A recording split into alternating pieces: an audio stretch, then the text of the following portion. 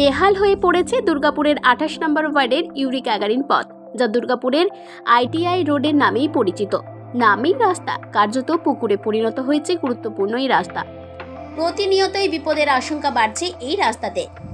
ক্ষোভে ফুঁসছে এলাকার মানুষ থেকে পথ চলতি মানুষ। রাস্তার অবস্থা খুবই খারাপ। এই রাস্তাটা কিন্তু বহুবার আবেদন করা হয়েছিল যে ডবল লেন করার ব্যাপারে। এই রাস্তা দিয়ে দীর্ঘদিন একের পর এক গাড়ি পেরোয়, যানজট হয়ে থাকে রাস্তার। এখন তো বর্ষা যে অবস্থা, কোনো রকম গাড়ি পাস করতে পারছে না, অ্যাক্সিডেন্ট হচ্ছে, স্কুল বাস, হসপিটালে গাড়ি পড়তে আসতে যায়। আমি তো 2017 সালে এটাকে এই জন্য আবেদন করেছিলাম ডবল লেন করার জন্য। হ্যাঁ, মাঝে তৈরি হয়েছিল, চিটপুটি দিয়েছিল, ওটা সেরকম কোনো তৈরি হয়নি। মেন হচ্ছে এটাকে ডবল লেন করতে হবে। তাছাড়া এই রাস্তার সমস্ত সমাধান হবে না।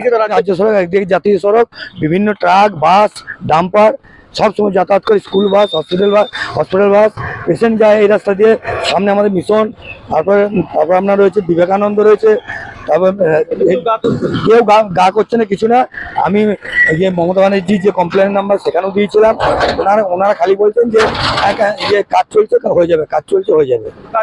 কাজ কোনো রকম কিছু নেই। 17 সাল থেকে আমি অন্তত 21টা চিঠি করেছি।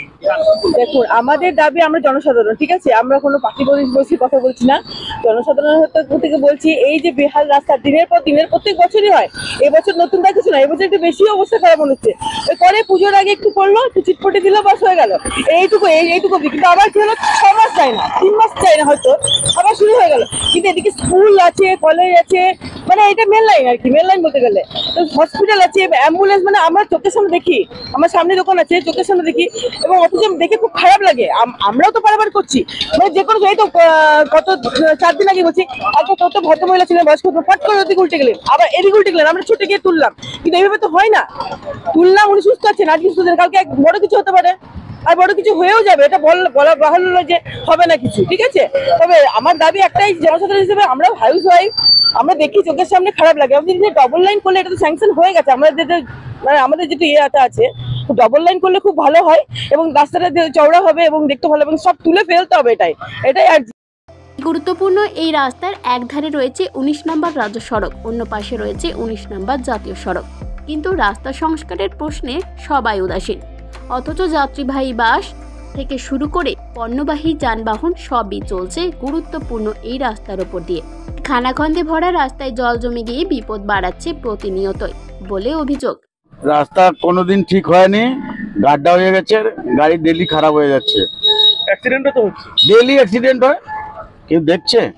মানে প্রাণের ঝুঁকি নিয়ে যাওয়া আসা করতে হবে, বহুত মুশকিল আছে, কেউ দেখছে না। খালি মাটি দিয়ে একটু পরে মাটি ভরে দেবে, ব্যাস 2 দিন পরে আবার বৃষ্টি হবে, গাড্ডা হয়ে যাবে। প্রচুর খারাপ অ্যাক্সিডেন্ট হয়। অ্যাক্সিডেন্ট এই অবস্থা তো হবেই। রাস্তাটা তৈরি হয়েছিল, তৈরি হলে কি হবে, এই তো জল পড়ে যা অবস্থা হয়েছে, মাথা খারাপ হয়ে গেছে, গাড়ি চালাতে অসুবিধা হচ্ছে। কবে হবে রাস্তার মেরামত? কারণ ইতিমধ্যেই প্রতিনিয়তই দুর্ঘটনার সংখ্যা বাড়ছে এই রাস্তার উপর। রাতের অন্ধকারে তো পরিস্থিতি আরো ভয়ঙ্কর হয়ে ওঠে। দুর্গাপুর নগর নিগম ব্যর্থ নাগরিক পরিষেবা দিতে, অভিযোগ বিজেপির।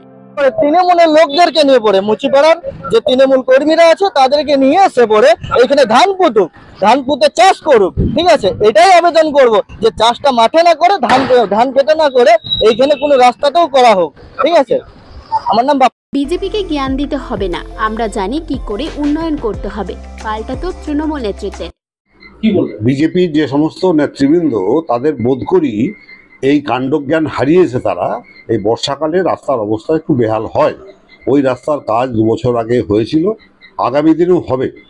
আর ওই বিজেপির কে কি বললো তৃণমূল সম্বন্ধে, নরেন চক্রবর্তী সম্বন্ধে, ওই শোনার মতন মানসিকতা আমাদের নাই। ওরা নিজের বৃষ্টির মধ্যে কাজ করা সম্ভব নয়। বৃষ্টির পর তালিকা ধরে বেহাল রাস্তা সংস্কারের কাজে হাত দেবে দুর্গাপুর নগর নিগম, জানালেন প্রশাসক মন্ডলীর সদস্য রাখি তিওয়ারি। আগে কিন্তু আমরা দেখছি গত কয়েকদিন, মানে কি বলবো, প্রায় 1 মাস টানা যা বৃষ্টি হচ্ছে, এবং বৃষ্টির মধ্যে আমরা জানি পিচের রাস্তা খুব তাড়াতাড়ি মানে ক্ষতি হয়, রাস্তা ভেঙে যায় তাড়াতাড়ি। আমার মনে হয় সেই কারণেই হয়েছে, এবং আমরা যে এর মধ্যে কিছু করব যতক্ষণ না বৃষ্টিটা।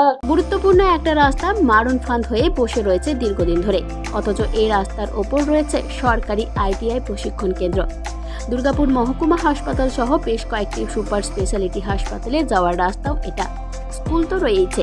এই অবস্থায় রাস্তা কবে মেরামতি হয় সেটাই এখন দেখার বিষয়।